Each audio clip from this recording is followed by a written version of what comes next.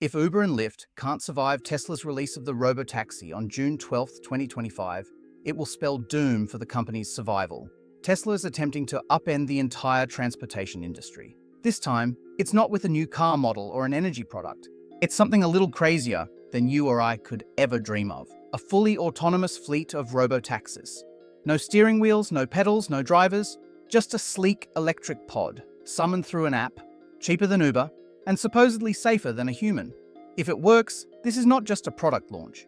It's an extinction-level threat to every company that relies on human drivers to make money, including Uber and Lyft. Uber and Lyft aren't facing just another competitor. I mean, just think about it. They're facing a future where their entire business model, built on recruiting, managing, and retaining millions of drivers, may become obsolete overnight. If Tesla's RoboTaxi platform actually delivers on its promises, we could literally be looking at a transportation hierarchy that the car industry has never seen before. One where margins are better, rides are cheaper, and human drivers are simply cut out of the equation. But that if still matters, because as dominant as Tesla is in hype, it has never successfully deployed fully autonomous vehicles at scale. But if we're being honest, the threat still feels real, and for good reason. Uber currently handles over 23 million trips per day. It operates in 70+ countries, boasts over 130 million active users, and commands a $120 billion market cap. Lyft, while smaller, still dominates in the US market and logs millions of rides weekly. Their platforms are massive, their infrastructure deeply embedded into cities, but their profitability? Shaky at best. Believe it or not, despite its scale, Uber has only recently approached operating profitability, and even then, only due to aggressive cost-cutting and hikes in pricing. Lyft's trajectory has been worse. Smaller revenues, rising losses, and a long-standing perception of being Uber's weaker twin. And at the core of both models is the same Achilles heel: dependence on a human labor force. Every ride must be driven by someone. Every expansion into new cities demands a new pool of drivers.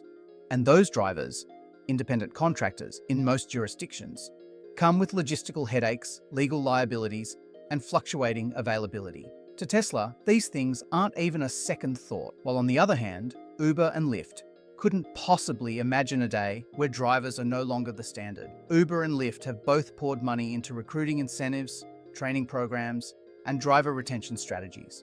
But at the end of the day, humans are expensive, inconsistent, and unlike coding a robot taxi to take customers to their grandma's house to enjoy some of her overbaked cookies again, doesn't scale cleanly. Tesla's pitch couldn't be more different. Their RoboTaxi, according to Elon Musk, is a self-sustaining, always-on ride platform powered by Tesla's full self-driving FSD system. You hop in, tell the app where you want to go, and the car takes you there. Musk has long envisioned a fleet where Tesla owners can rent out their vehicles while they sleep, letting them earn income autonomously. It's a rideshare network without employees, cars without owners, and software that supposedly improves every mile it drives. To Musk, the car isn't just transportation, it's a revenue-generating asset, one that will deem Uber and Lyft useless, to say the least. But it all really depends on this single leap: real autonomy, level 4 or 5 self-driving capability, which has eluded every automaker for the better part of a decade. Tesla's FSD beta has improved dramatically, especially with the release of V12, but it's still not perfect. Critics argue it's glorified driver assistance, not autonomy. Regulators remain skeptical. Accidents and lawsuits still emerge. Yet none of this has dampened the narrative Tesla's building, that the future of transportation doesn't include drivers at all. I'm going to ask you a question. If the future doesn't just threaten Uber and Lyft margins, but also threatens their entire reason to exist, don't you think Uber and Lyft will be left with no available room to adapt? And that brings us to a deeper question. Can these two rideshare giants evolve fast enough to survive? Or is this the beginning of the end? Tesla literally couldn't have chosen a worse time to release their industry-stopping project. Uber and Lyft aren't just vulnerable because of what Tesla is doing.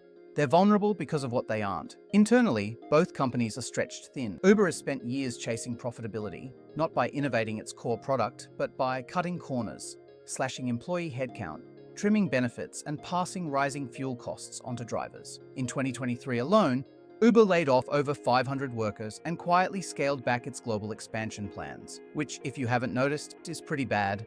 Lyft's strategy has been even less inspiring, as you probably could have expected by now. Its new CEO, David Risher, has focused almost entirely on short-term survival, ditching expensive perks and trimming regional operations. It's actually a pretty brilliant strategy for making sure your company is always living paycheck to paycheck. Simply put, cost-cutting isn't a strategy, it's a delay tactic, and that's becoming clearer as users begin to notice. In most cities, prices for Uber and Lyft have skyrocketed. What used to be a $10 ride is now $17, even $22 during peak hours. Riders complain of phantom cars that accept trips but never move. Wait times have increased, cancellations are more common, and in many markets there are simply not enough drivers to meet demand. Uber blames market imbalances. Drivers blame falling pay, but the truth is more systemic. The human-dependent rideshare model is cracking. Take driver satisfaction. In 2016, driving for Uber was considered a flexible, lucrative side hustle. Today, it's a last resort for many. Median hourly earnings after expenses hover between $12 to $15 in the US, depending on location. That's barely above minimum wage, without health insurance, paid time off, or job security. Lawsuits from state governments, labor unions, and drivers themselves have flooded courts, challenging Uber and Lyft's classification of drivers as contractors rather than employees. In California, the battle over Proposition 22, a law allowing rideshare companies to avoid treating drivers as employees, has been overturned and reinstated multiple times, creating chaos and legal ambiguity. And while all this plays out, neither company has built a real plan B. Uber dabbled in autonomous driving with its advanced technologies group, but sold it off in 2020 after burning through billions. Lyft did the same, investing heavily in self-driving, only to sell its division to Toyota in 2021. Both companies effectively gave up on owning the future of mobility. Instead, they bet that the tech would take too long to arrive, that regulation would stall it, that public trust in autonomous vehicles would remain too low. But if Tesla delivers, even at 80% of its promise, that calculus implodes. Internally, morale isn't helping either. Uber's leadership under Dara Khosrowshahi has been steady but uninspiring. His management style focuses on discipline, not vision. Lyft's leadership, by contrast, has swung wildly. Co-founders Logan Green and John Zimmer stepped down in 2023, and the incoming CEO has openly admitted that Lyft can't beat Uber. It can only try to survive. That's not the mindset you want heading into a technological arms race. And yet, despite all this, these companies are still alive, still massive, still moving millions of people every day. That's the paradox. Their scale is both a shield and an anchor. They're too embedded to disappear overnight, but maybe too inflexible to pivot. Which leads to the next layer, what Tesla is actually building, and whether it's even possible to deliver.